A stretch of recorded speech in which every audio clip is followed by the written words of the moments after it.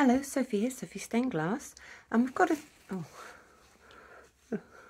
I've got dirt all over my face. Never mind. I've got a tip for you today about making window quarries, which is quite a normal window you'd probably be asked to make or remake. I really am very dirty.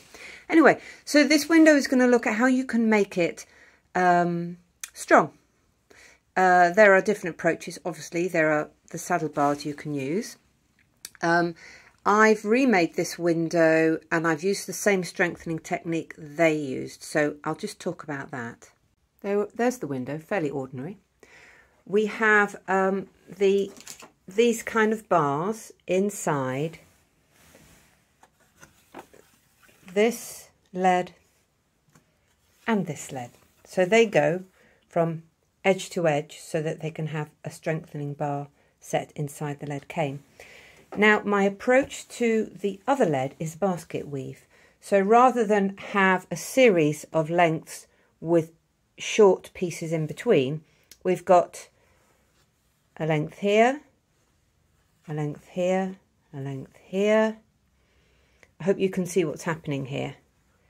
It's something that actually is weirdly hard to do. You really have to keep your wits about you. But that will stop, for example, this piece folding on this axis here, because you've got these pieces intersecting it.